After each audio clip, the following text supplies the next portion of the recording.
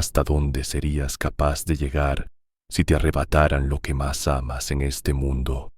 ¿Qué harías si un día cualquiera, mientras preparas el desayuno o regresas del trabajo, recibieras la noticia de que tu hijo, esa persona por la que has luchado toda tu vida, ha sido asesinado brutalmente por un grupo de criminales que actúan con total impunidad?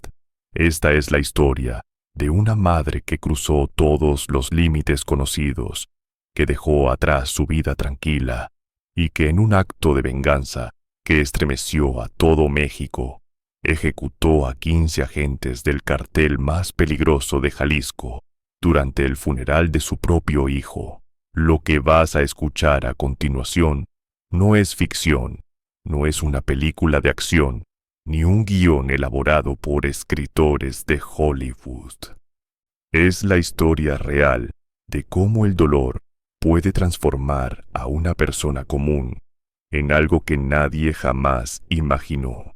Te pido que te quedes hasta el final de este video, porque los últimos minutos contienen información que cambiará por completo tu perspectiva sobre lo que significa la justicia, el amor maternal y los límites de la venganza. Lo que esta mujer hizo después de aquella noche sangrienta te dejará sin palabras. María del Carmen Vázquez Hernández nació en un pequeño pueblo de los Altos de Jalisco llamado San Miguel el Alto, en el año 1968. Era la tercera de 7 hermanos en una familia de campesinos que subsistía gracias al cultivo de maíz y a la cría de ganado menor. Su padre, don Eustaquio Vázquez, era un hombre de pocas palabras, pero de principios inquebrantables. Su madre, doña Refugio Hernández, era conocida en todo el pueblo por su devoción religiosa y por preparar los mejores tamales de la región durante las fiestas patronales. La infancia de María del Carmen transcurrió entre los campos de labranza, las misas dominicales y los juegos con sus hermanos en los polvorientos caminos de terracería que conectaban las rancherías dispersas por aquellas tierras áridas.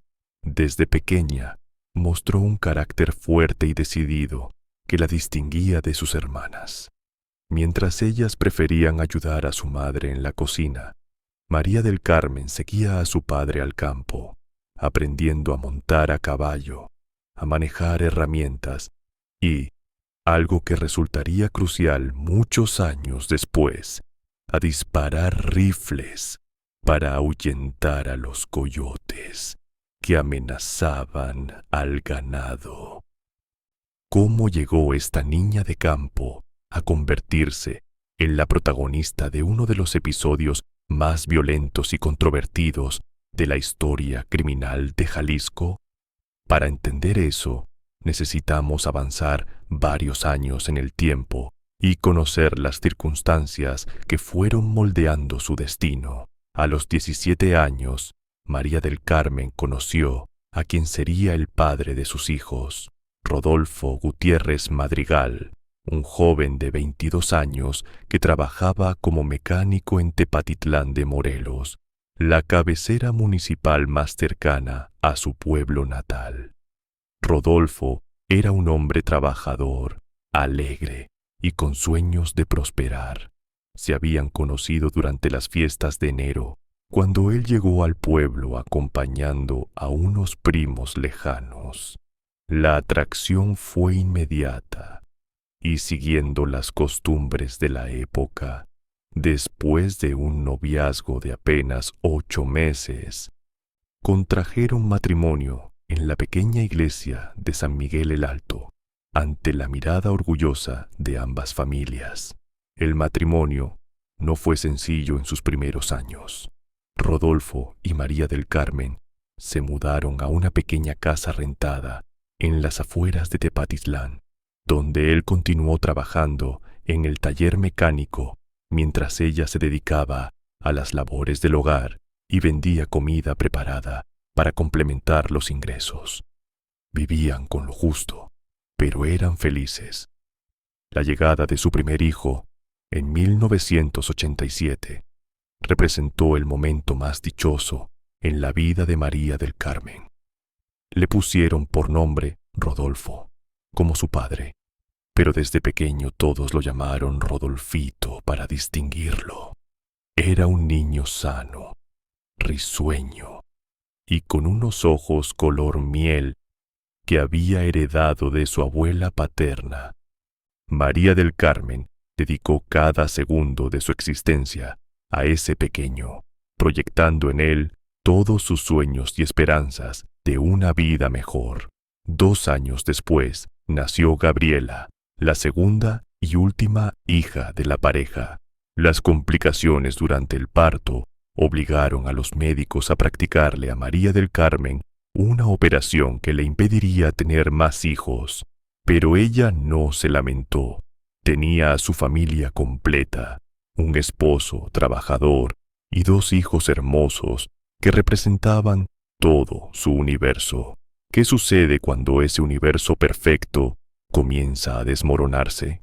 Cuando las grietas empiezan a aparecer en los cimientos de lo que creíamos sólido e indestructible. Los años 90 trajeron cambios significativos para la familia Gutiérrez Vázquez.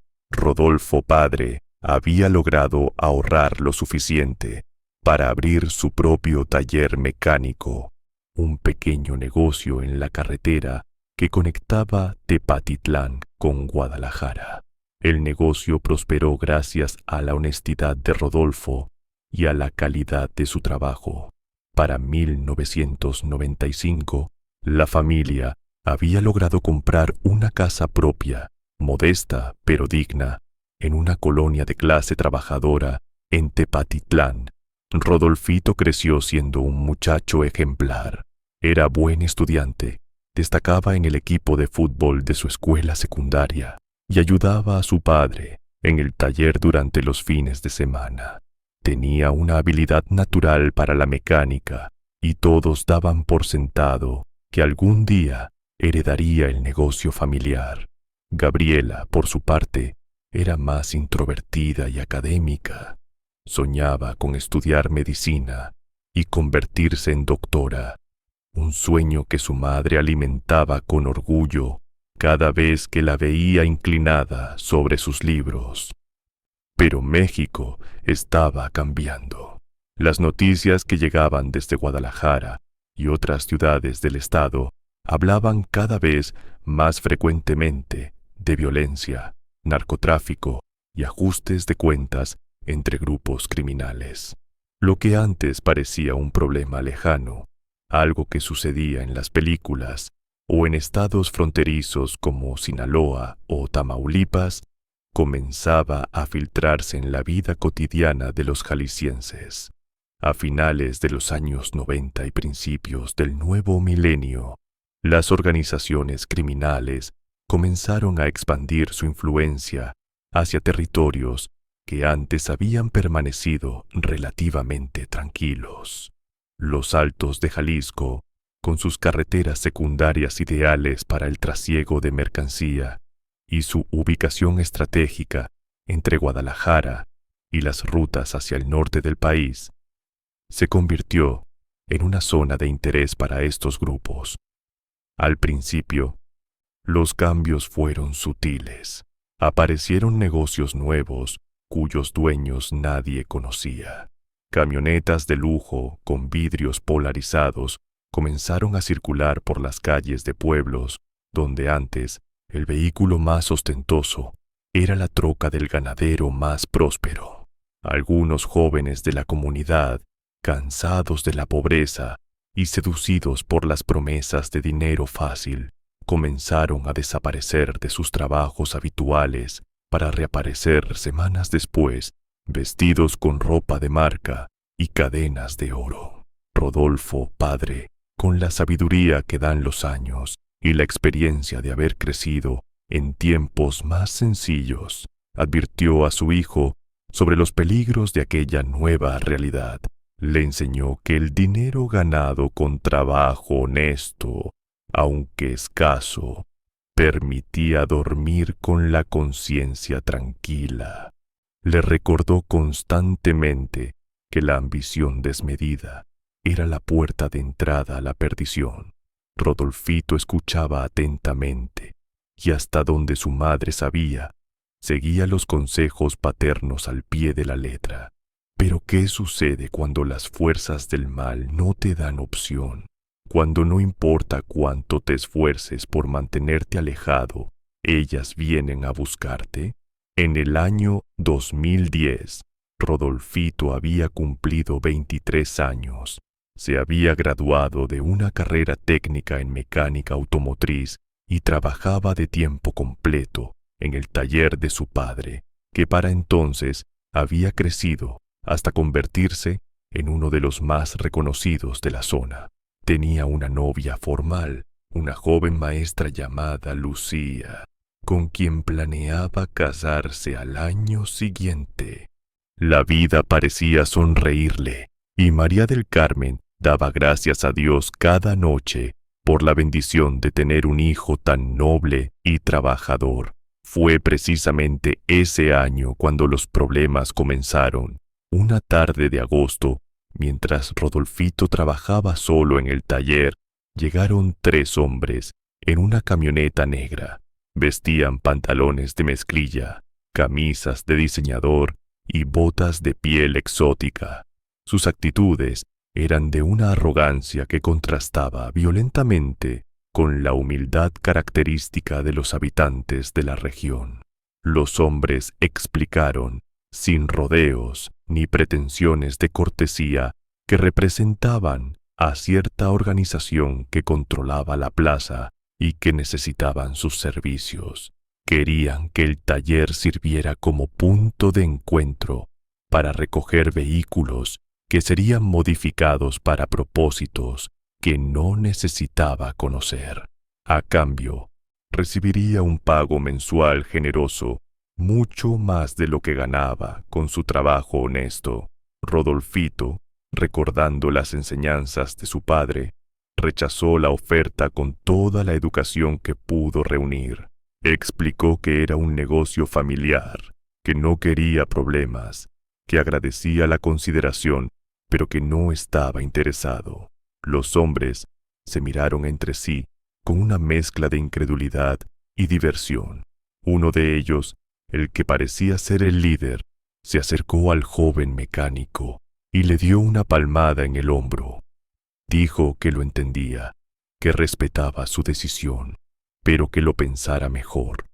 Volverían en una semana para conocer su respuesta definitiva. Sin esperar réplica, los 3 hombres subieron a su camioneta y se alejaron dejando una nube de polvo y un ambiente cargado de tensión. Rodolfito no le contó a nadie sobre aquella visita. No quería preocupar a su padre, cuya salud había comenzado a deteriorarse debido a problemas cardíacos. No quería angustiar a su madre, que bastantes noches pasaba en vela rezando por la seguridad de su familia en aquellos tiempos violentos. Decidió manejar la situación solo, convencido de que si mantenía su negativa, eventualmente los hombres desistirían y buscarían a alguien más dispuesto a colaborar. Una semana después, tal como habían prometido, los hombres regresaron. Esta vez eran 5, y su actitud era notablemente menos cordial. El mismo líder de la visita anterior preguntó si había reconsiderado su postura. Rodolfito, tragando el miedo que sentía, repitió su negativa. No quería problemas con nadie, pero tampoco podía aceptar participar en actividades ilegales. Lo que sucedió después fue rápido y brutal. 2 de los hombres sujetaron a Rodolfito, mientras un tercero le propinaba una golpiza sistemática.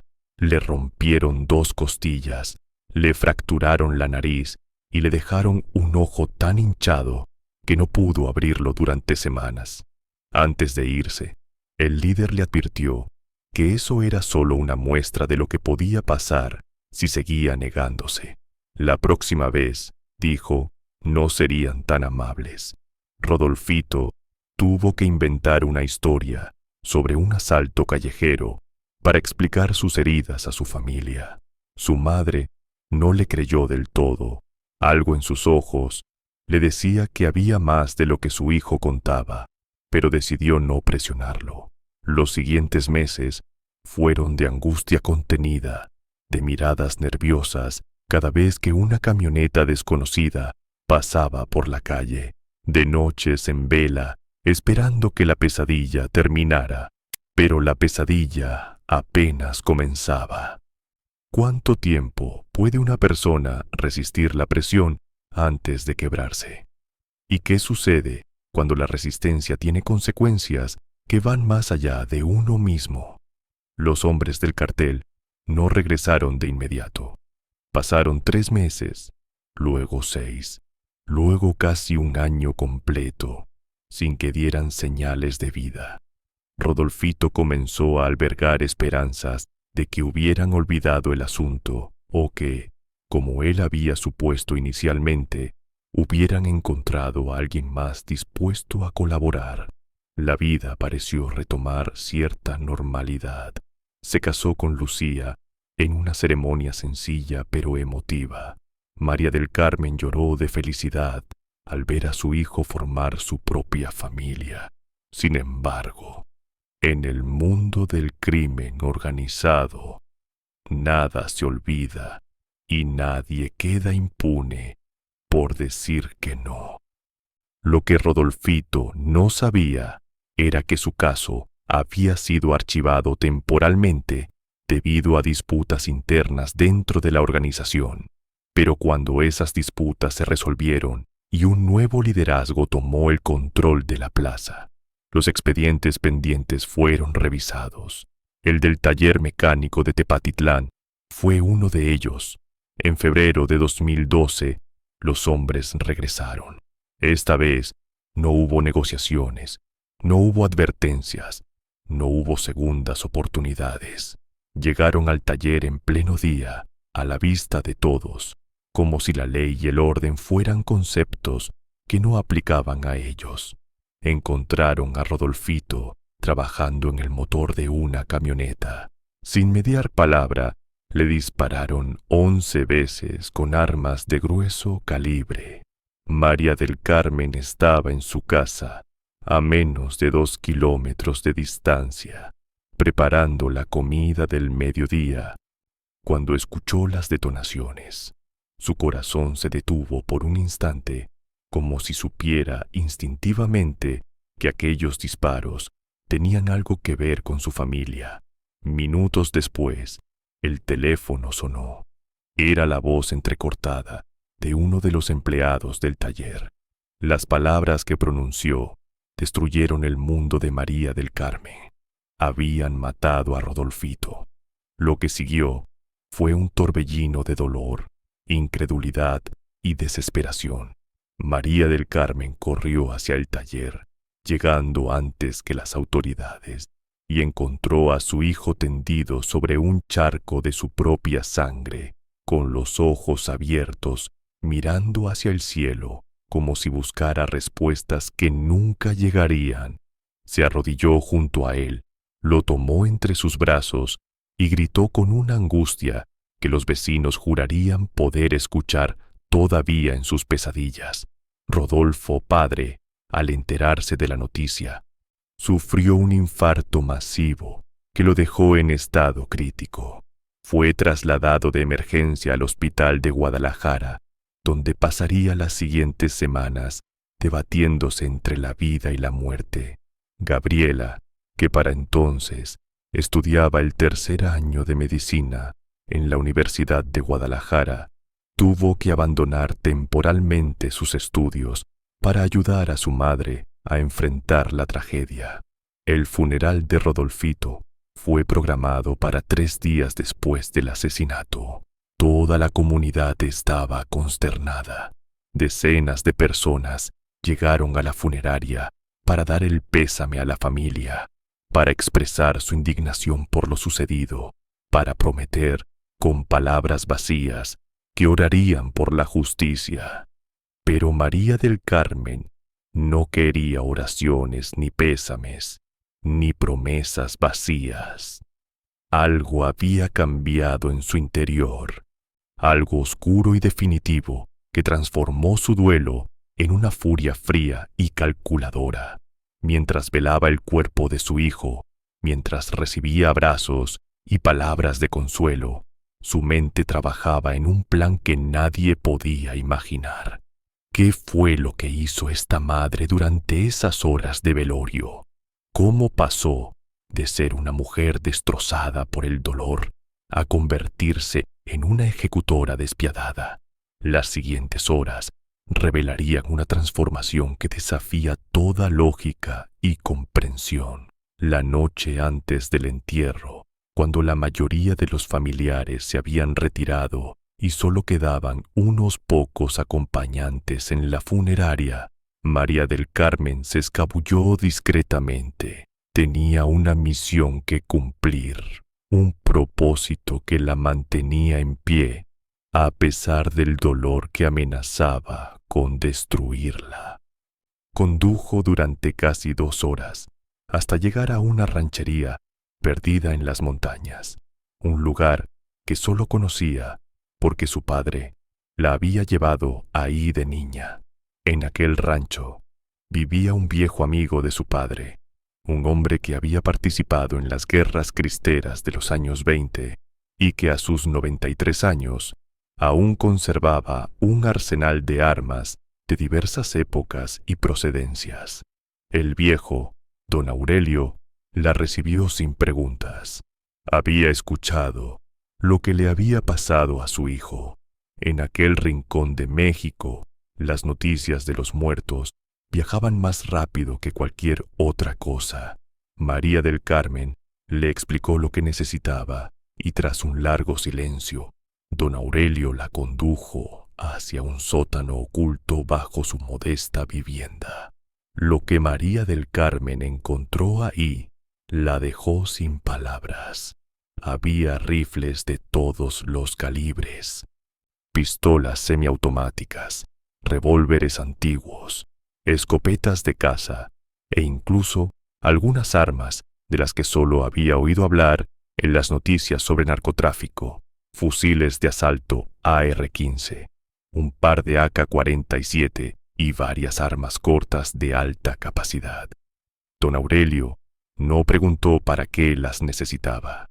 Quizás lo intuía, quizás no le importaba, quizás simplemente entendía que hay dolores que solo pueden expresarse de cierta manera. Le enseñó a María del Carmen cómo funcionaba cada arma que ella seleccionó. Le recordó las lecciones que había aprendido de niña sobre cómo apuntar y disparar, y le proporcionó suficiente munición para lo que ella tuviera planeado. María del Carmen regresó a la funeraria antes del amanecer, con las armas ocultas en su vehículo. Nadie sospechó nada. Nadie podía imaginar lo que aquella madre aparentemente destrozada por el dolor estaba planeando. El día del entierro amaneció nublado, como si el cielo mismo estuviera de luto. La misa de cuerpo presente se celebró en la iglesia principal de Tepatitlán, atiborrada de familiares, amigos y conocidos que querían despedir a Rodolfito. María del Carmen, vestida completamente de negro, con un rosario apretado en sus manos y el rostro oculto parcialmente por un velo, representaba la imagen perfecta del dolor maternal. Pero había algo diferente en sus ojos. Quienes la conocían bien habrían notado que la desolación inicial había dado paso a algo más frío, más determinado. Era como si hubiera cruzado un umbral invisible del que no había retorno. Durante la misa, María del Carmen apenas escuchó las palabras del sacerdote. Su mente estaba enfocada en lo que vendría después, en los rostros que había memorizado gracias a la información que había logrado obtener durante los últimos 2 días. Porque sí, además de conseguir las armas, María del Carmen había investigado. Había hablado con las personas correctas. Había hecho las preguntas adecuadas. Había descubierto quiénes eran los hombres que habían matado a su hijo y, más importante aún, había averiguado que tenían la desfachatez de planear asistir al funeral. Era una práctica común entre ciertos grupos criminales, asistir a los funerales de sus víctimas para intimidar a los familiares, para demostrar que su poder era absoluto, para asegurarse de que nadie pensara en buscar venganza o justicia. Enviaban a varios de sus miembros a mezclarse entre los dolientes, a observar, a reportar cualquier señal de peligro o disidencia. María del Carmen contaba con eso. De hecho, todo su plan dependía de ello. La procesión hacia el cementerio se realizó a pie, como era tradición en la región. El féretro de madera, cargado por primos y amigos de Rodolfito, encabezaba el cortejo seguido por María del Carmen, Gabriela y los familiares más cercanos. Detrás de ellos, una multitud de varias decenas de personas avanzaba lentamente por las calles del pueblo, rezando y llorando. María del Carmen había notado a los intrusos desde la iglesia. Eran 15 hombres que no encajaban con el resto de los dolientes. Sus ropas eran demasiado nuevas, demasiado caras. Sus miradas eran vigilantes en lugar de afligidas. Se movían en patrones que delataban coordinación militar o paramilitar. Estaban armados, por supuesto, aunque trataban de disimularlo bajo sus chaquetas y camisas holgadas. ¿Cómo supo María del Carmen que eran exactamente 15? ¿Cómo pudo estar segura de que todos ellos estaban involucrados en la muerte de su hijo? Esta parte de la historia sigue siendo un misterio que ni las autoridades ni los periodistas han podido esclarecer completamente. Algunos dicen que tuvo ayuda de infiltrados dentro de la organización, personas que también guardaban rencores y veían en ella la oportunidad de vengarse. Otros sugieren que simplemente decidió que cualquiera que estuviera ahí representando al cartel merecía el mismo destino. La verdad, probablemente murió con ella. El cementerio de Tepatitlán se encontraba en las afueras del pueblo, en una loma desde donde se podía ver todo el valle. Era un lugar tranquilo, sombreado por viejos árboles de pirul y cercado por un muro de piedra que había sido construido hacía más de un siglo. Las tumbas se extendían en hileras ordenadas, algunas adornadas con flores frescas, otras abandonadas al olvido del tiempo. La tumba, que había sido excavada para Rodolfito, estaba cerca de la sección más nueva del cementerio, donde el suelo aún mostraba las cicatrices de los entierros recientes.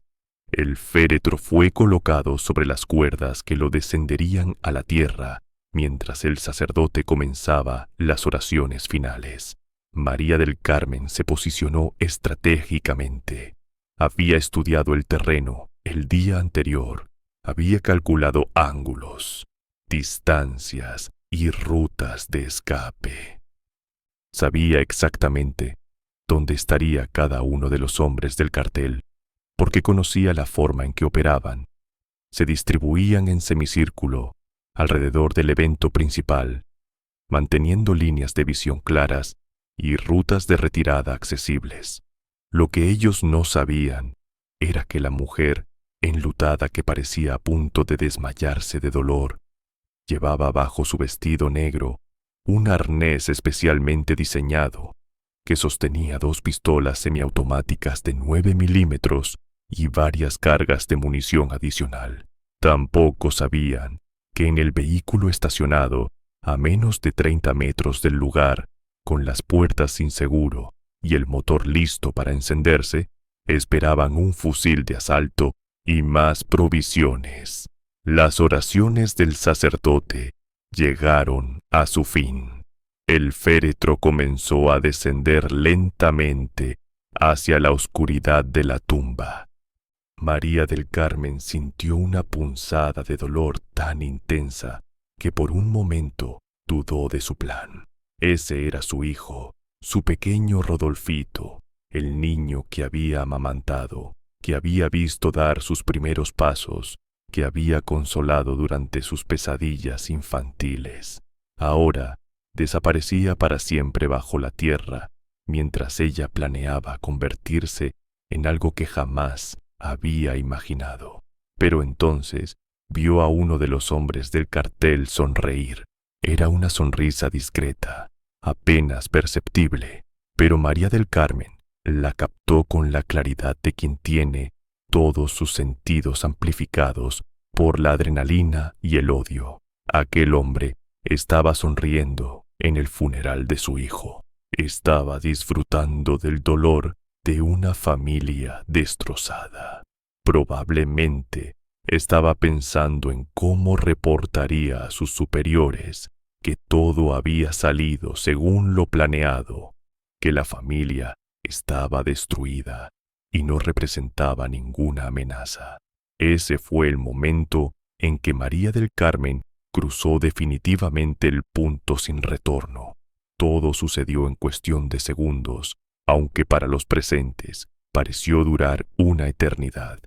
María del Carmen dio 3 pasos hacia atrás, alejándose del grupo de familiares más cercanos, y en un movimiento fluido que parecía haber practicado miles de veces, extrajo ambas pistolas de debajo de su vestido. El primer disparo alcanzó al hombre que había sonreído justo entre los ojos.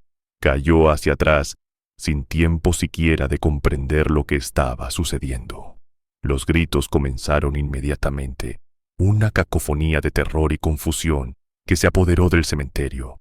María del Carmen no se detuvo. Sus movimientos eran precisos, casi mecánicos. Giraba, apuntaba, disparaba, giraba, apuntaba, disparaba. Cada bala encontraba su objetivo con una precisión que sorprendería a tiradores profesionales. Los hombres del cartel intentaron reaccionar. Algunos alcanzaron a sacar sus armas, pero María del Carmen había calculado todo meticulosamente.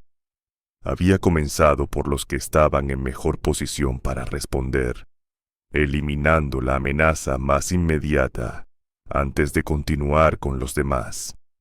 El pánico se había apoderado del cementerio.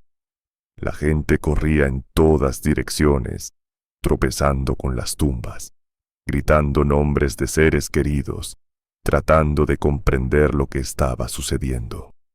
En medio del caos, solo María del Carmen mantenía una calma sobrenatural, moviéndose entre las lápidas como un fantasma vengador. Cuando las primeras pistolas quedaron vacías, la mujer las dejó caer y sacó las cargas de repuesto en un movimiento tan fluido que parecía coreografiado. Recargó ambas armas en menos de 3 segundos y continuó con su misión. Los hombres del cartel estaban cayendo uno tras otro. Algunos intentaron huir, pero María del Carmen les cortaba la retirada con disparos que los derribaban antes de que pudieran alcanzar la salida del cementerio. Otros trataron de esconderse detrás de las tumbas, pero ella conocía cada rincón de aquel lugar y los encontraba sin dificultad. Uno de los sicarios, más experimentado o más desesperado que los demás, logró dispararle. La bala le rozó el hombro izquierdo, desgarrando la tela de su vestido y dejando un surco sangrante en su piel. María del Carmen ni siquiera pareció notarlo. Giró hacia donde había venido el disparo y respondió con 3 tiros consecutivos que silenciaron permanentemente a su atacante. El enfrentamiento, si es que podía llamarse así, duró menos de 4 minutos. Cuando María del Carmen bajó finalmente las armas, 15 cuerpos yacían dispersos por el cementerio. El silencio que siguió fue más ensordecedor que los disparos que lo habían precedido. Solo se escuchaban los sollozos de los familiares que habían presenciado la masacre y el lejano aullido de las sirenas de policía que se acercaban. María del Carmen caminó lentamente hacia la tumba de su hijo. Se arrodilló junto al agujero donde descansaba el féretro y, por primera vez desde que comenzó el tiroteo, pareció regresar a ser humana. Las lágrimas comenzaron a brotar de sus ojos mientras susurraba palabras que nadie más pudo escuchar. Los policías que llegaron al cementerio minutos después encontraron una escena que ninguno de ellos olvidaría jamás. 15 hombres muertos, todos armados, todos pertenecientes a una de las organizaciones criminales más peligrosas de Jalisco, y junto a una tumba recién cerrada, una mujer de 44 años que ofrecía sus muñecas para que le pusieran las esposas, con una expresión de paz en su rostro que contrastaba violentamente con el infierno que había desatado. ¿Qué pasó después de ese momento? ¿Cómo reaccionó el cartel ante la masacre de 15 de sus hombres? ¿Qué fue de María del Carmen, de su hija Gabriela, de su esposo hospitalizado? La siguiente parte de esta historia revela las consecuencias de aquella tarde sangrienta, las reacciones de las autoridades, del crimen organizado y de una sociedad que no sabía si condenar o celebrar lo que aquella madre había hecho. Los primeros en llegar fueron 2 patrullas de la policía municipal, cuyos ocupantes quedaron paralizados ante la magnitud de lo que encontraron. Habían recibido reportes de disparos en el cementerio, algo que en aquellos tiempos ya no era tan inusual, pero nada los había preparado para aquella carnicería.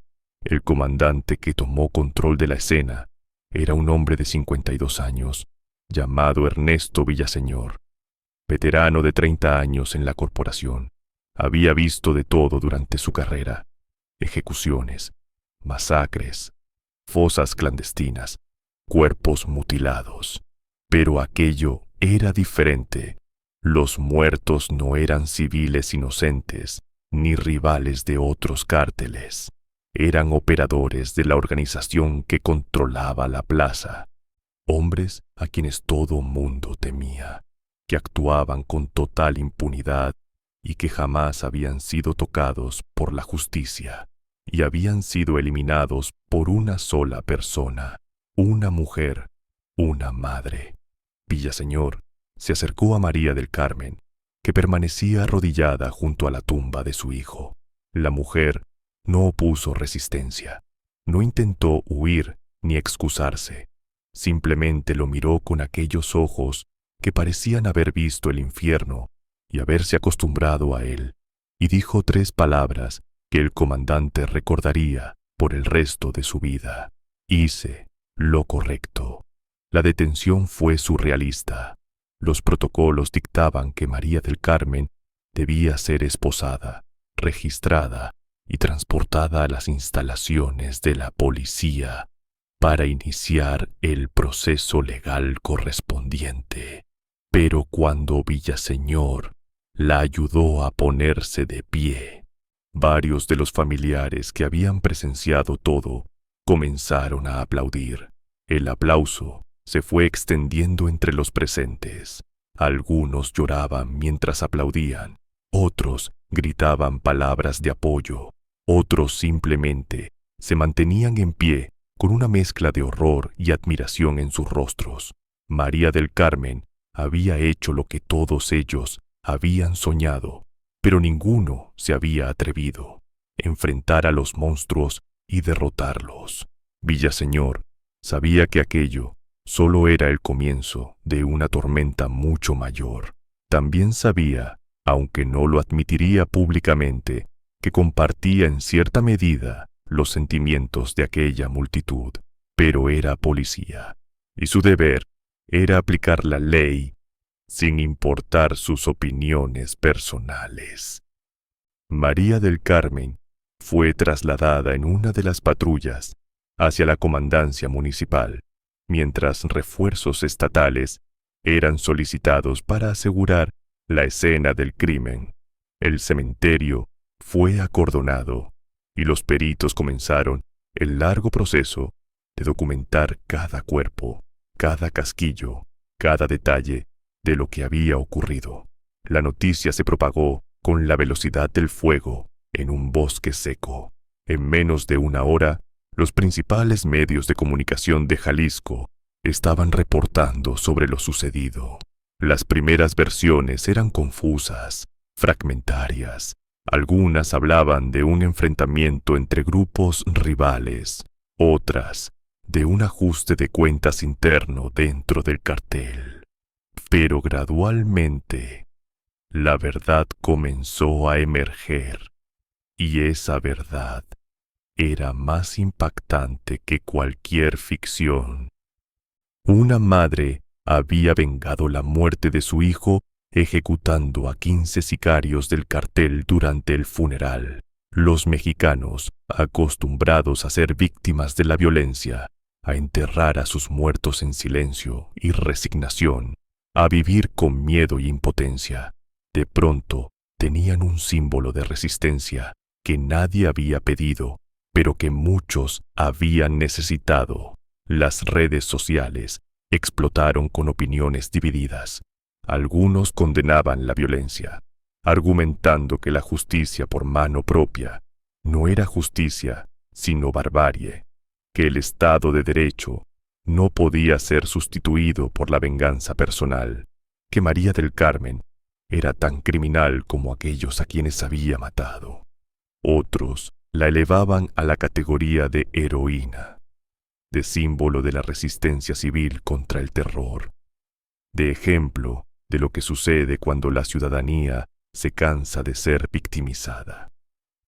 Pero la pregunta que todos se hacían, desde los comentaristas de televisión hasta los académicos que analizaban el caso, desde los políticos que buscaban capitalizar la situación, hasta los ciudadanos comunes que discutían en las fondas y las plazas públicas, era una sola. ¿Qué seguía ahora? Porque si algo caracteriza a las organizaciones criminales mexicanas es su capacidad de respuesta, su brutalidad hacia cualquiera que ose desafiar su autoridad, su necesidad de enviar mensajes ejemplares para mantener el miedo como herramienta de control. 15 de sus hombres habían sido asesinados. No solo eso, habían sido humillados, derrotados por una mujer sola en un espacio público, ante docenas de testigos.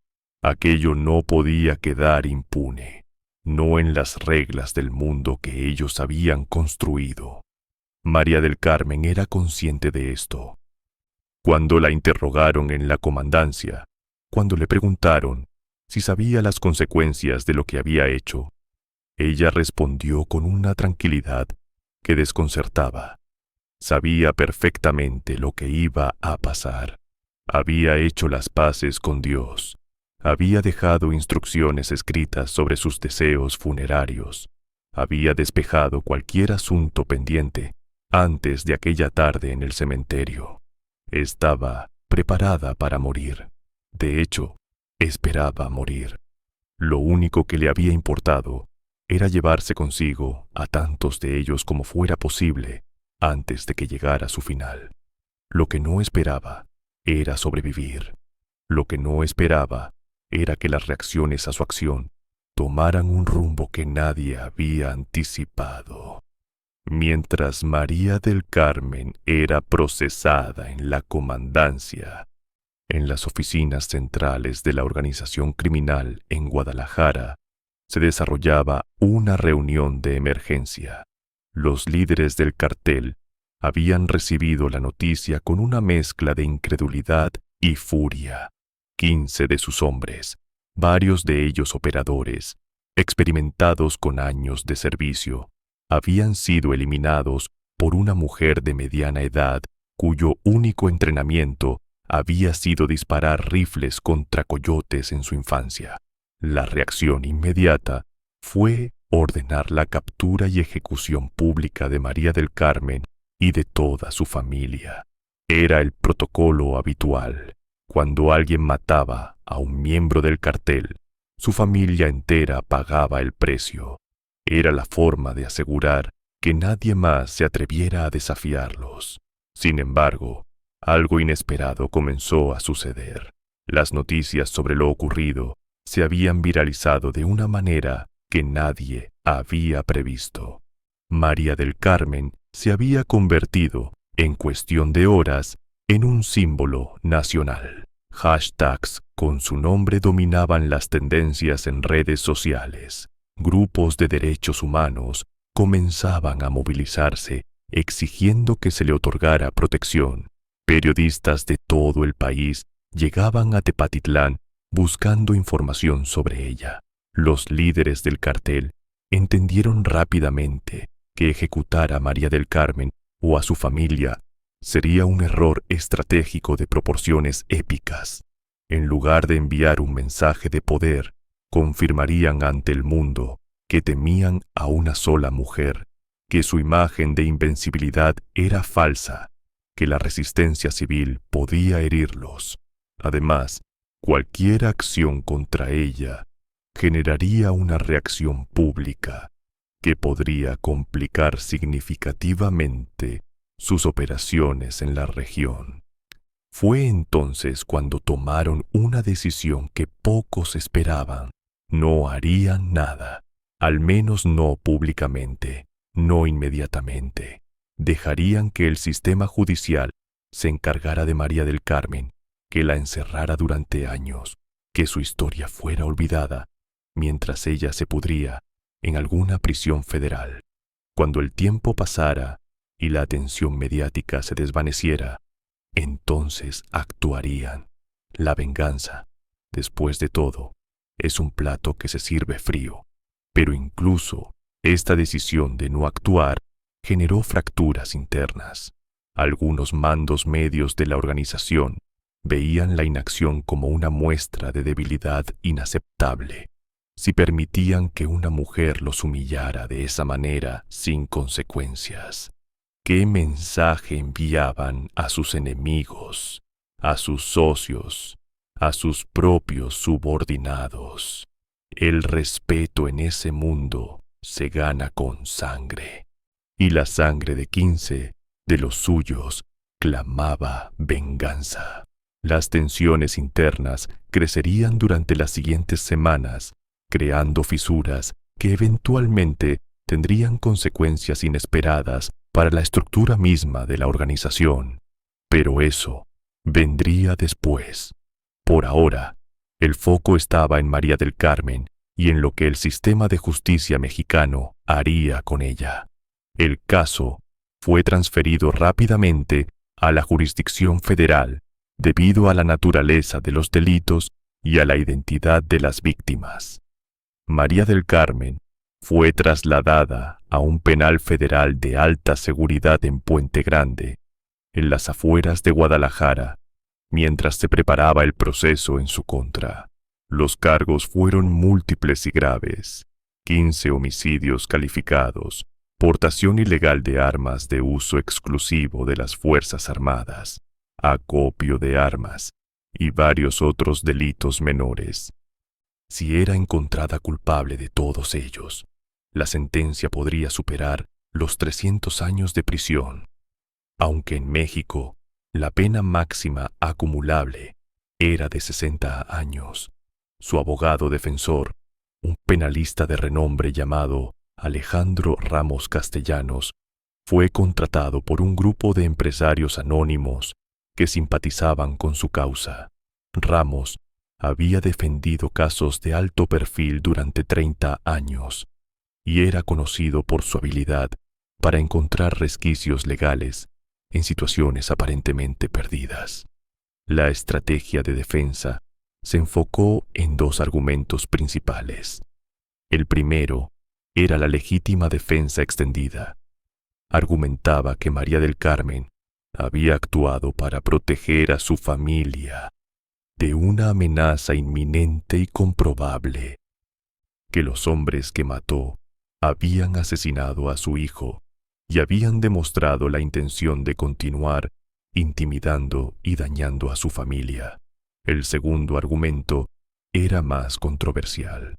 Alegaba un estado de emoción violenta que había nublado temporalmente el juicio de su cliente, haciéndola incapaz de actuar racionalmente en el momento de los hechos. La fiscalía, por su parte, tenía un caso aparentemente sólido.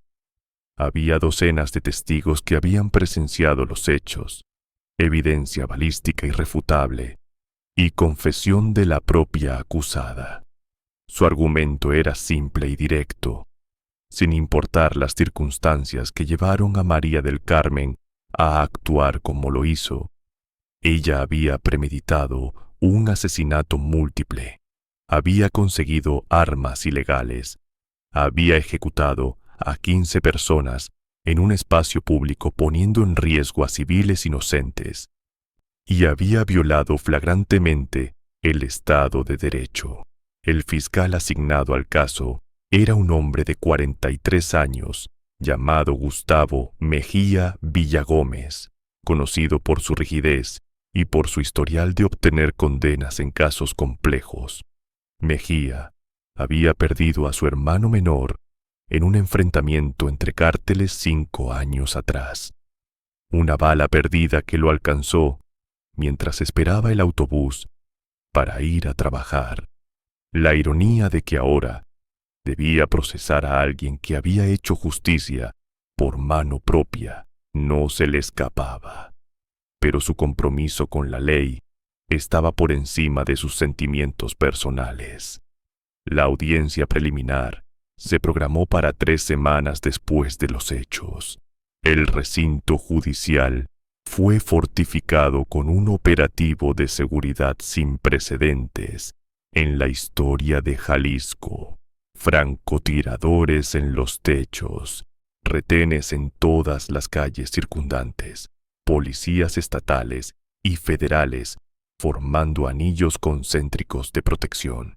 Las autoridades temían 2 escenarios: un intento de rescate por parte de algún grupo que hubiera adoptado a María del Carmen como símbolo de resistencia, o un atentado del cartel para ejecutarla antes de que pudiera testificar.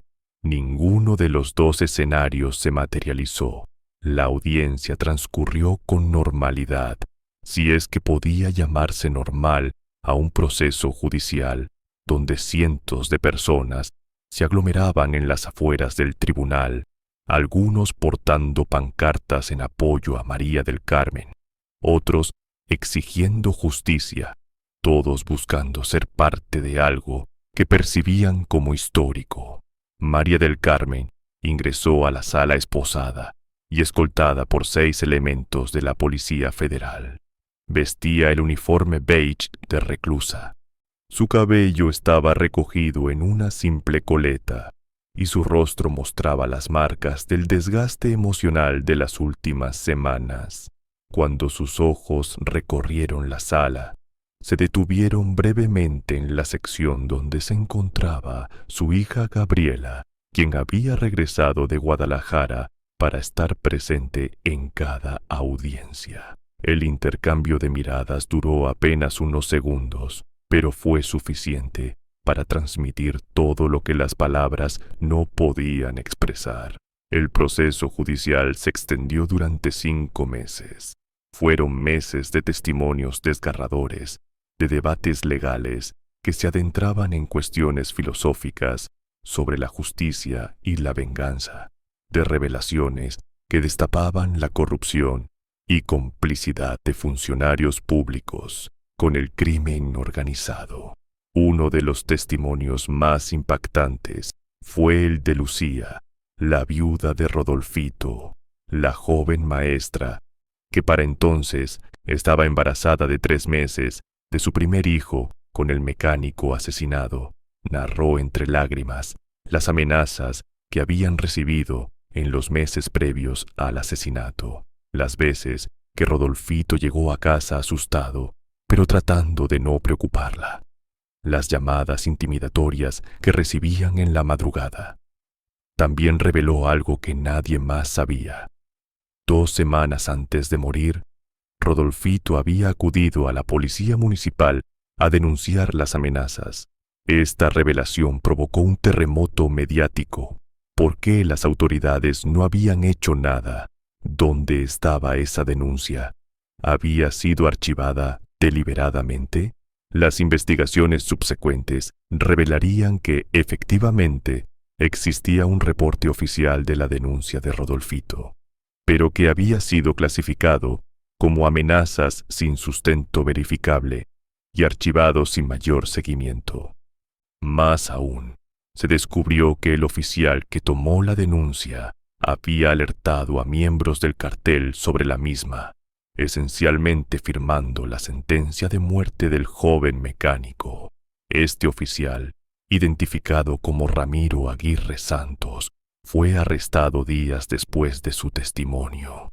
Durante el interrogatorio, confesó haber estado en la nómina del cartel durante 8 años, proporcionándoles información sobre denuncias, operativos policiales y testigos potenciales. Su detención desató una purga dentro de las corporaciones policiales de la región, revelando una red de corrupción que abarcaba desde oficiales rasos hasta mandos superiores. Pero ¿cómo afectaba todo esto al caso de María del Carmen? ¿Podía la corrupción policial justificar lo que ella había hecho? Estas preguntas dominaban los debates entre juristas, académicos y la opinión pública en general.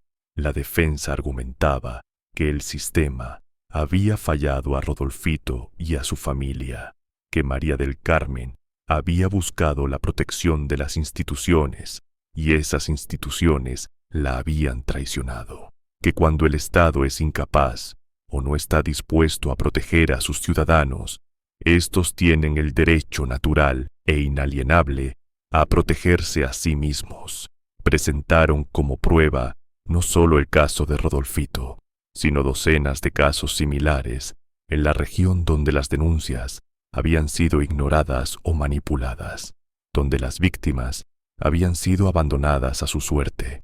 La fiscalía contraargumentaba que la falla del sistema, por más grave que fuera, no otorgaba a los ciudadanos el derecho de convertirse en juez, jurado y verdugo, que permitir que la justicia privada sustituyera al Estado de Derecho sería abrir las puertas al caos absoluto, donde cada persona podría justificar cualquier acto de violencia alegando defensa propia o venganza justificada. ¿Dónde terminaría eso? ¿Cómo se podría mantener una sociedad civilizada bajo esas condiciones? El juez que presidía el caso, el magistrado Héctor Guzmán Rentería, de 68 años y con una carrera impecable de 40 años en el Poder Judicial, enfrentaba la decisión más difícil de su vida profesional. Sabía que su veredicto tendría repercusiones que irían mucho más allá de la sala del tribunal, que establecería precedentes que podrían afectar la jurisprudencia mexicana durante generaciones. Mientras el proceso judicial avanzaba, la situación afuera de las cortes evolucionaba de maneras inesperadas. María del Carmen se había convertido en un fenómeno cultural. Corridos norteños comenzaron a componerse sobre su historia, narrando la tragedia de su hijo y su venganza sangrienta. Murales con su rostro aparecieron en paredes de ciudades tan distantes como Tijuana y Mérida. Grupos feministas la adoptaron como símbolo de la mujer que se niega a ser víctima. Organizaciones de familiares de víctimas del narcotráfico la señalaban como ejemplo de lo que la desesperación puede provocar en personas comunes. Pero también había voces críticas. grupos religiosos condenaban la glorificación de la violencia, argumentando que la verdadera justicia solo podía venir de Dios y que la venganza era un pecado mortal. Organizaciones de derechos humanos, aunque simpatizaban con el dolor de María del Carmen, advertían sobre los peligros de romantizar la justicia por mano propia. Intelectuales y académicos debatían en foros y programas de televisión sobre las implicaciones filosóficas y sociales del caso. En las prisiones de todo el país, María del Carmen se convirtió en una leyenda. Las reclusas la respetaban y protegían, viendo en ella a alguien que había hecho lo que muchas hubieran querido hacer: enfrentar a sus agresores y ganar. Los guardias, aunque profesionales en su trato, la trataban con una deferencia inusual. Incluso las autoridades del penal reconocían que era una reclusa modelo, tranquila, respetuosa, que pasaba sus días leyendo, escribiendo cartas a su hija y asistiendo a los servicios religiosos. ¿Qué pasaba por la mente de María del Carmen durante aquellos meses de espera? Sus cartas a Gabriela, que posteriormente serían publicadas con permiso de ambas, revelan a una mujer en paz con sus acciones, pero atormentada por las consecuencias que éstas habían traído a su familia.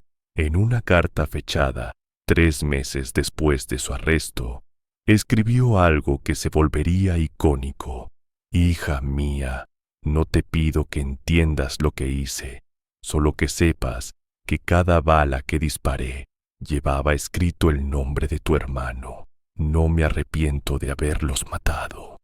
Solo me arrepiento de haber sobrevivido y dejarte sola». La salud de Rodolfo padre, mientras tanto, se deterioraba en el hospital. El infarto inicial había dañado severamente su corazón, y los médicos no eran optimistas sobre su recuperación.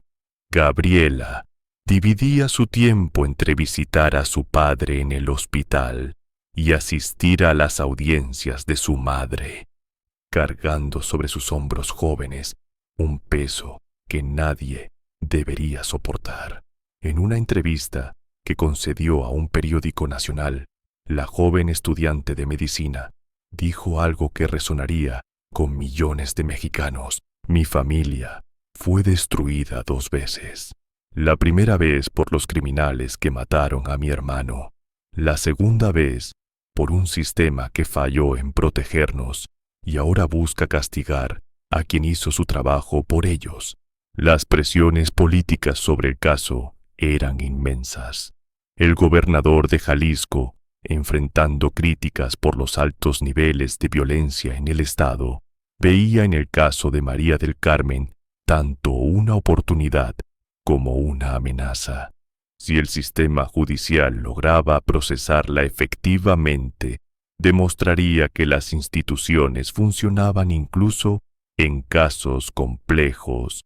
Pero si era absuelta o recibía una sentencia menor, validaría las críticas de que el gobierno era incapaz de proveer justicia a través de los canales apropiados.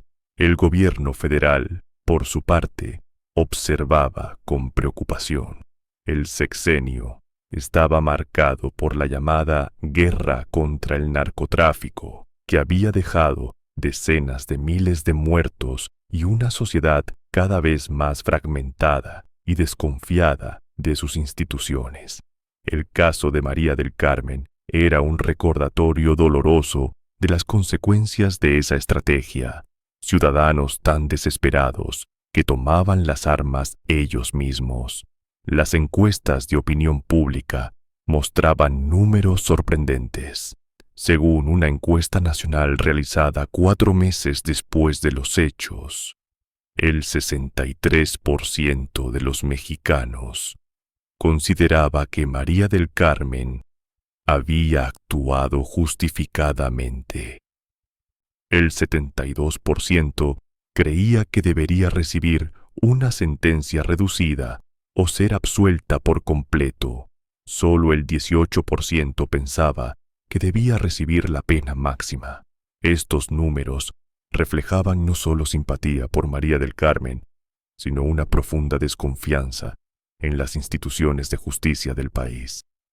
El cartel, mientras tanto, mantenía su estrategia de espera, pero internamente las fracturas continuaban creciendo. Un grupo de mandos medios, descontentos con lo que percibían como debilidad de sus líderes, comenzó a planear acciones por cuenta propia. Querían enviar un mensaje, restaurar el temor que la organización había perdido desde aquella tarde en el cementerio. Fue así como, en la 18ª semana del proceso judicial, ocurrió algo que cambiaría nuevamente el rumbo de toda la historia. Gabriela Gutiérrez Vázquez fue secuestrada cuando salía de la universidad en Guadalajara. El secuestro fue rápido y profesional. Una camioneta bloqueó su coche. Hombres armados la sacaron a la fuerza mientras ella gritaba, pidiendo ayuda. Y en menos de 30 segundos, habían desaparecido entre el tráfico de la ciudad. Los videos de cámaras de seguridad que capturaron el secuestro se viralizaron en cuestión de horas, provocando una ola de indignación nacional. El mensaje era claro. La organización no había olvidado, no había perdonado, y ahora exigía su precio. Las demandas llegaron 24 horas después del secuestro. Querían que María del Carmen se declarara culpable de todos los cargos, que aceptara la pena máxima y que además grabara un video pidiendo perdón por lo que había hecho. Solo entonces liberarían a Gabriela con vida. María del Carmen recibió la noticia en su celda. Los guardias que presenciaron su reacción reportaron que la mujer simplemente se quedó inmóvil durante varios minutos, como una estatua de sal. Luego, con una voz que parecía venir desde un lugar muy lejano, pidió hablar con su abogado. La reunión entre María del Carmen y Alejandro Ramos fue tensa y emotiva. La madre estaba dispuesta a aceptar las demandas sin condiciones. Grabaría el video, aceptaría cualquier cargo, pasaría el resto de su vida en prisión si eso garantizaba la seguridad de su hija. Ramos, sin embargo, la convenció de esperar. Tenía contactos, recursos, posibilidades de negociar que ella no tenía. Le pidió 48 horas antes de tomar cualquier decisión. Lo que María del Carmen no sabía era que su historia había tocado fibras muy profundas en sectores de la sociedad mexicana que normalmente permanecían en las sombras. Durante aquellas 48 horas, movimientos comenzaron a gestarse que ni ella ni sus captores anticiparon. Grupos de autodefensa de Michoacán, veteranos de décadas de lucha contra el crimen organizado, enviaron emisarios ofreciendo ayuda. Células de organizaciones rivales al cartel que había secuestrado a Gabriela vieron una oportunidad de debilitar a sus enemigos y comenzaron a ofrecer información. Ex policías y ex militares, muchos de ellos desencantados con el sistema, se organizaron en grupos que monitoreaban movimientos del cartel buscando pistas sobre el paradero de la joven. Pero la ayuda más inesperada vino desde dentro de la propia organización criminal. Un grupo de sicarios, los mismos que habían cuestionado la decisión inicial de no vengarse contra María del Carmen, ahora veían el secuestro de Gabriela como una violación de códigos que, aunque no escritos, habían regulado el mundo criminal durante generaciones. Secuestrar a la hija para presionar a la madre que había vengado a su hijo asesinado era, en su retorcida lógica moral, un acto de cobardía inaceptable. Uno de estos sicarios, conocido únicamente como el Pantera, hizo contacto anónimo con las autoridades. Proporcionó la ubicación exacta donde mantenían retenida a Gabriela, una casa de seguridad en las afueras de Zapopan, vigilada por 12 hombres armados. También proporcionó información sobre los turnos de los guardias, las rutas de escape que tenían planeadas y las órdenes que habían recibido. Si las autoridades intentaban un rescate, debían ejecutar a Gabriela inmediatamente. Esta última información complicaba cualquier operación de rescate. No podían simplemente asaltar la casa, porque Gabriela moriría antes de que pudieran alcanzarla. Necesitaban ser más astutos, más creativos, más despiadados que los secuestradores. La operación fue planeada meticulosamente durante 36 horas. Involucró a elementos de la Policía Federal, de la Marina y a asesores de agencias internacionales. El plan tenía múltiples fases y docenas de puntos potenciales de falla. Todos los involucrados sabían que las probabilidades de éxito no eran altas, pero también sabían que no tenían opción. La presión pública era inmensa. El reloj corría, y cada hora que pasaba aumentaba el riesgo para Gabriela. La operación se ejecutó al amanecer del tercer día después del secuestro. Equipos de francotiradores se posicionaron en edificios circundantes, neutralizando simultáneamente a los guardias exteriores. Un equipo de rescate, compuesto por elementos de élite de la Marina, ingresó a la casa utilizando explosivos controlados para crear confusión y sorpresa. La operación duró exactamente 7 minutos con 43 segundos desde el primer disparo hasta que Gabriela fue extraída de la casa. 12 secuestradores murieron en el enfrentamiento. Gabriela fue rescatada con vida, aunque traumatizada y con signos de maltrato físico.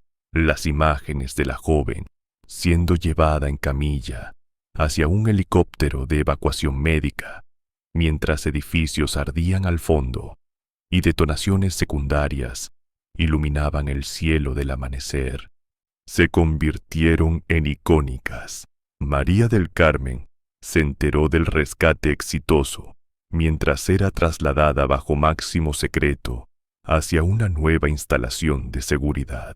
Los guardias reportaron que cuando le dieron la noticia, la mujer, que había mantenido una compostura casi sobrehumana durante meses, finalmente se quebró, llorando con un alivio tan intenso que parecía dolor físico. El rescate de Gabriela cambió la percepción pública del caso de manera definitiva. Ya no era solo la historia de una madre vengadora, sino de una familia victimizada repetidamente por el crimen organizado, mientras el Estado intentaba procesarla por defenderse. Las voces pidiendo clemencia para María del Carmen se multiplicaron exponencialmente. 3 semanas después del rescate de su hija, finalmente llegó el día del veredicto.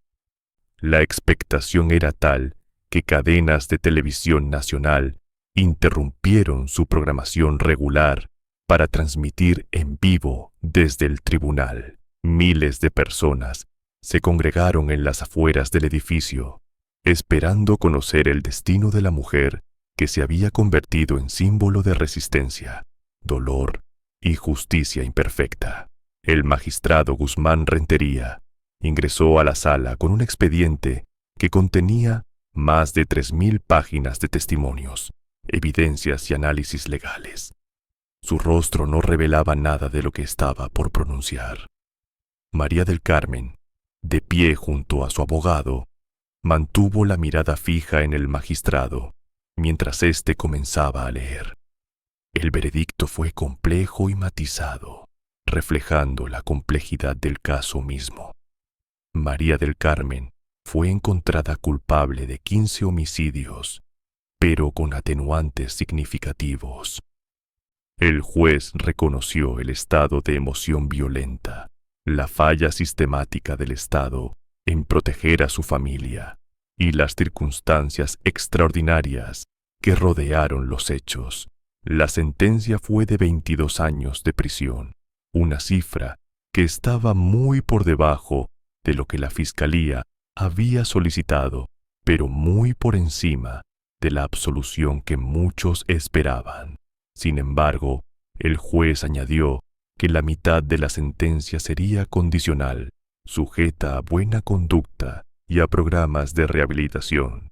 Efectivamente, María del Carmen pasaría 11 años en prisión.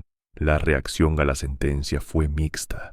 Los que apoyaban a María del Carmen consideraban que 11 años era todavía demasiado para alguien que había sido forzado a actuar por circunstancias insoportables.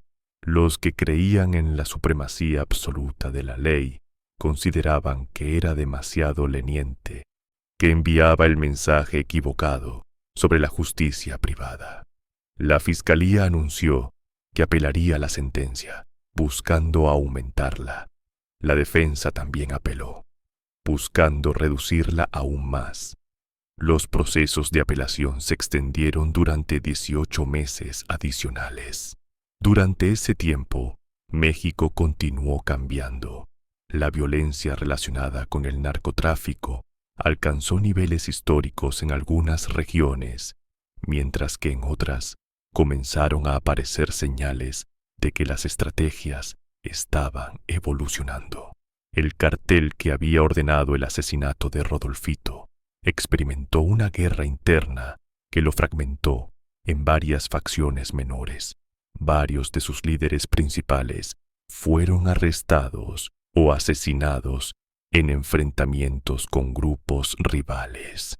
El Pantera, el sicario que había proporcionado la información para rescatar a Gabriela, fue encontrado muerto 3 meses después de la operación.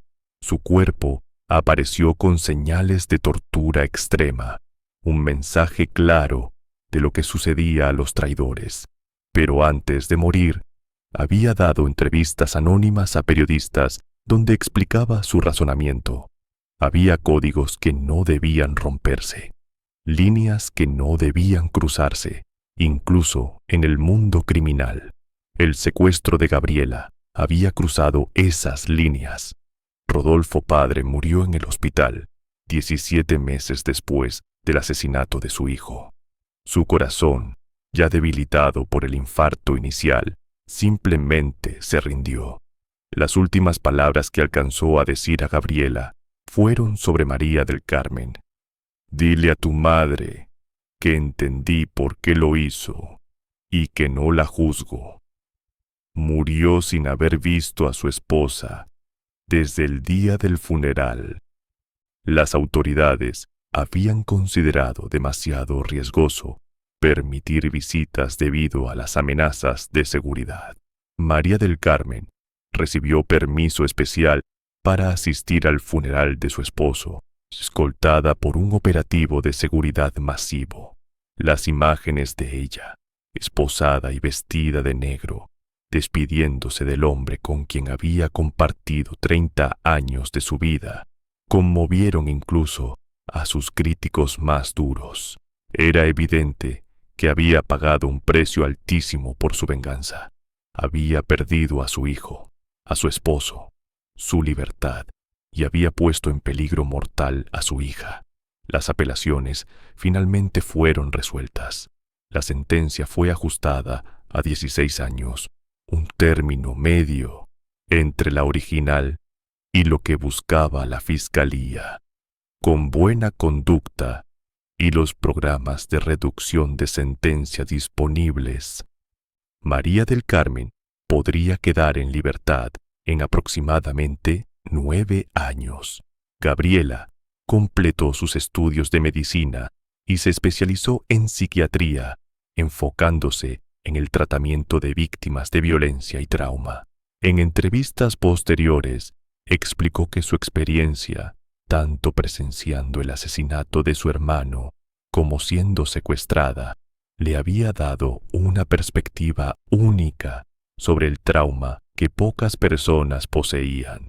Visitaba a su madre en prisión religiosamente cada semana, manteniéndola conectada con el mundo exterior. Lucía, la viuda de Rodolfito, dio a luz a un niño sano, al que nombró Rodolfo, en memoria de su padre. Eventualmente rehizo su vida, casándose nuevamente con un maestro de la misma escuela donde trabajaba, pero nunca olvidó lo sucedido y mantuvo contacto con María del Carmen, enviándole fotos del nieto que ésta jamás podría conocer en libertad. Dentro de la prisión, María del Carmen se convirtió en una figura respetada y consultada. Otras reclusas, muchas de ellas también víctimas de violencia, que habían respondido de maneras desesperadas, la buscaban para hablar, para encontrar consuelo en alguien que entendía. Comenzó a dar talleres sobre manejo del duelo y sanación emocional, trabajando con una psicóloga de la prisión para ayudar a otras mujeres a procesar sus traumas sin que éstos las consumieran. ¿Encontró María del Carmen paz con lo que había hecho? Según sus propias palabras en una entrevista desde prisión realizada 5 años después de su encarcelamiento, la respuesta era complicada. No se arrepentía de haber matado a los hombres que asesinaron a su hijo. Creía que habían merecido su destino, pero se arrepentía profundamente del dolor que sus acciones habían causado a Gabriela, del hecho de que su hija había sido traumatizada por un secuestro que jamás habría ocurrido si ella no hubiera tomado venganza. Se arrepentía de no haber podido despedirse apropiadamente de su esposo, de haberlo dejado morir sabiendo que su familia estaba destruida. La pregunta filosófica central permanecía sin respuesta definitiva. ¿Había hecho lo correcto? Dependía de a quién le preguntaras. Para algunos, era una heroína que había hecho lo que el Estado no pudo o no quiso hacer. Para otros, era una asesina múltiple que había tomado la ley en sus propias manos y merecía el castigo completo de esa ley. Para la mayoría, la realidad era más matizada. Era una mujer que había sido empujada más allá de los límites de lo que cualquier persona debería tener que soportar, y cuyas acciones, aunque comprensibles, no podían ser completamente justificadas. El caso de María del Carmen Vázquez Hernández cambió la conversación nacional sobre la justicia en México, contribuyó a reformas en el sistema de protección a víctimas, a una mayor supervisión de las corporaciones policiales para eliminar la corrupción y a programas de apoyo para familias afectadas por el crimen organizado. No resolvió los problemas sistémicos del país, pero puso un rostro humano a estadísticas que de otra manera hubieran sido solo números en reportes gubernamentales. Años después del evento en el cementerio, estudiosos seguían analizando el caso desde perspectivas legales, sociológicas, psicológicas y éticas. Se escribieron libros, se produjeron documentales, se realizaron obras de teatro basadas en la historia. María del Carmen se había convertido en algo más grande que ella misma.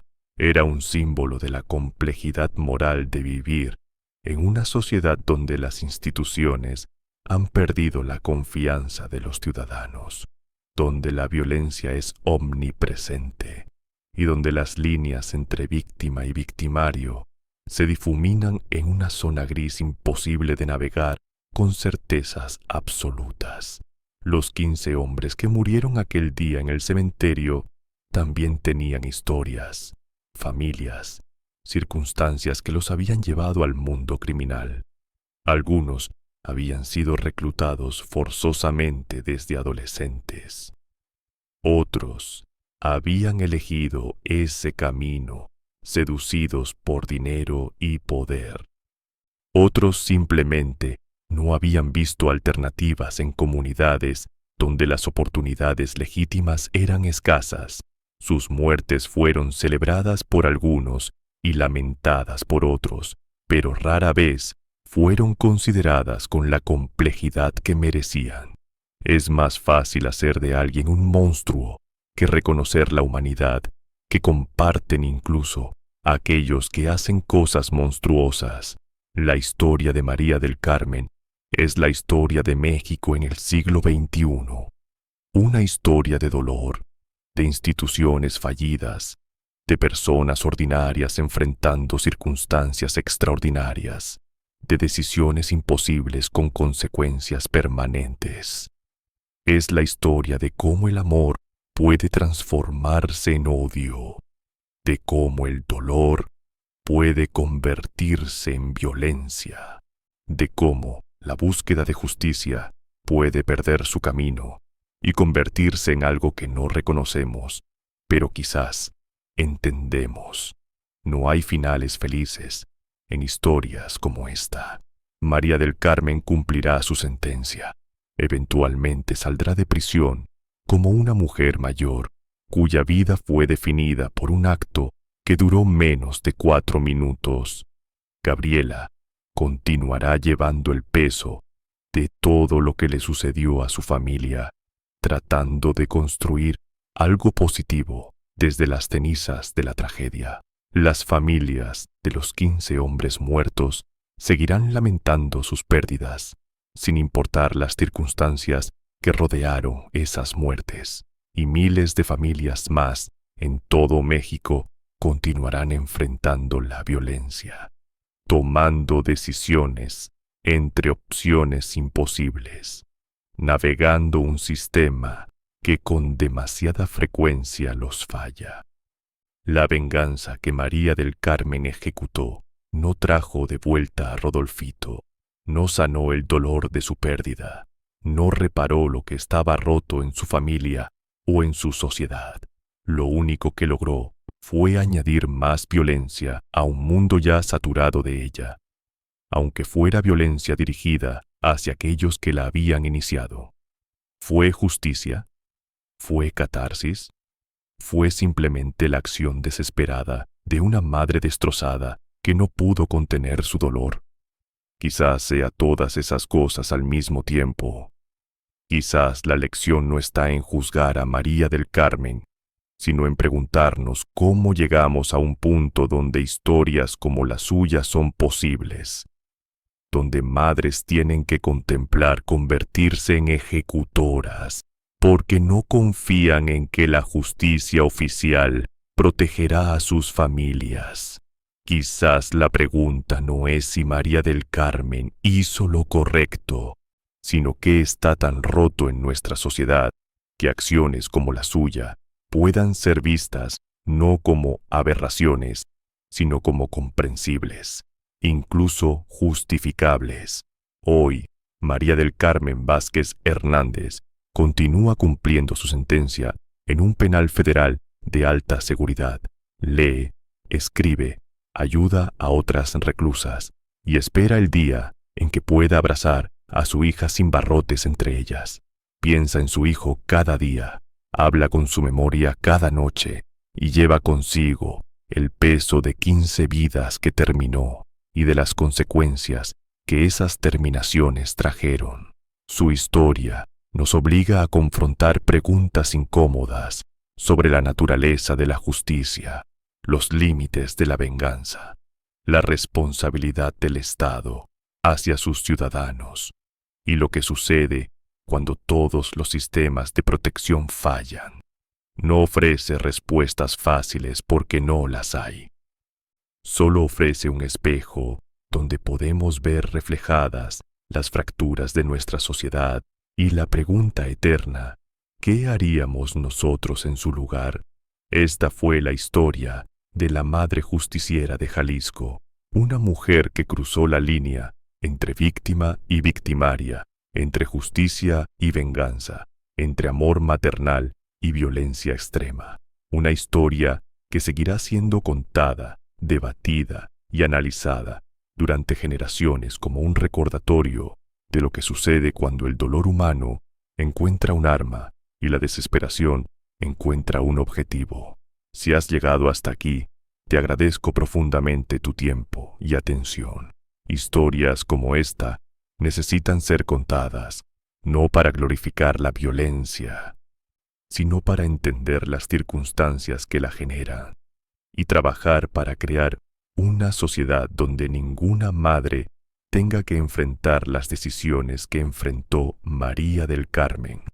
Si esta historia te impactó, te invito a que dejes tu comentario abajo compartiendo tu reflexión sobre este caso. ¿Crees que María del Carmen actuó justificadamente? ¿Qué habrías hecho en su situación? ¿Cómo podemos, como sociedad, prevenir que historias como esta sigan sucediendo? No olvides suscribirte a este canal y activar la campanita de notificaciones para no perderte más historias reales que te harán reflexionar sobre la naturaleza humana, la justicia y la sociedad en la que vivimos. Comparte este video con alguien a quien creas que le puede interesar. Y recuerda que cada suscripción nos ayuda a seguir creando contenido de calidad que va más allá del entretenimiento superficial. Nos vemos en el próximo video con otra historia que desafiará tu perspectiva sobre el bien, el mal y todo lo que existe entre esos dos extremos. Hasta pronto.